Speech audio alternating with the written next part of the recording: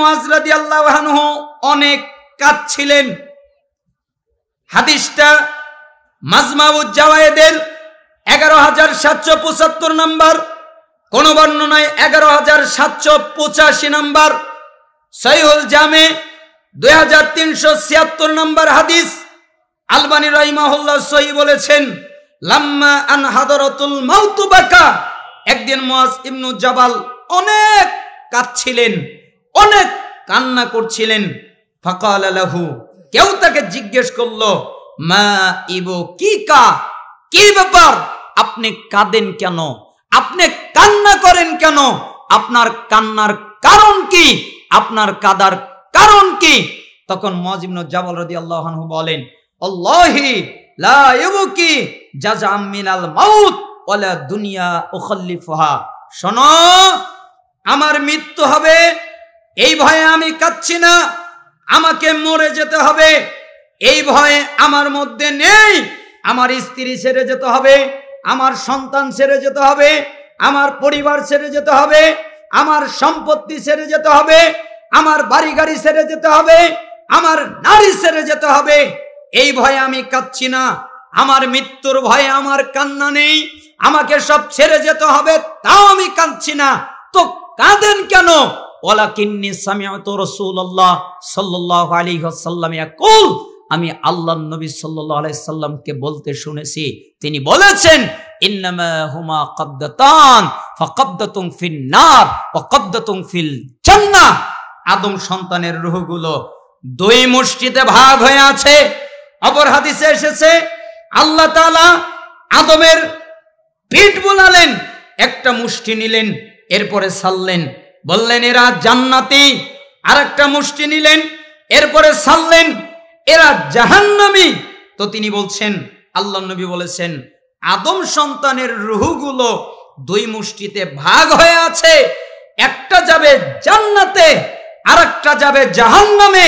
ওয়ালা আদরি ফি আইয়িল কবদাতাইনি আকুনু, আমি মুআজ ইবনু জাবালের জানা নাই আমি জান্নাতেরটাই না জাহান্নামেরটাই, জান্নাতেরটাই না জাহান্নামেরটাই, এটা আমি জানি না, তাই আমি কাঁদছি। বলেন, সাহাবী কাঁদে, জানে না জান্নাতে যাবে না জাহান্নামে যাবে, এটা তার জানা নেই। তো সাহাবী কাঁদে এই কারণে, তা আপনি কাঁদেন না কেন? আপনি সালাত আদায় করেন, আল্লাহর রহমত লাগবে, এটা জরুরি। আল্লাহর রহমত পাওয়া যায় যত মাধ্যমে, যত পদ্ধতিতে, তার ভিতরে সবচেয়ে পাওয়ারফুল, সবচেয়ে জরুরি পয়েন্ট হচ্ছে আপনি আল্লাহর ভয়ে কাঁদবেন। আল্লাহকে, আল্লাহর ভয়ে কেঁদে আল্লাহকে যত খুশি করা যায়, অন্য কোনো ইবাদতের মাধ্যমে এত খুশি করা যায় না। আল্লাহর জন্য 2 ফোঁটা চোখের পানি ছাড়বেন, এই 2 ফোঁটা পানি জাহান্নামের আগুনকে যেভাবে নিভিয়ে দেয়, অন্য কোনো আমল দিয়ে তা করা যায় না। এজন্য আমি আপনাকে বললাম, নিজের আমল নিয়ে আত্মতৃপ্তি করবেন না।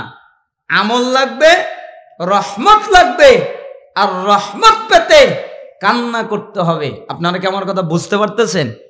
আল্লাহ তাআলা যেন আপনাদের এই হাদিসটা বুঝার তৌফিক দান করেন।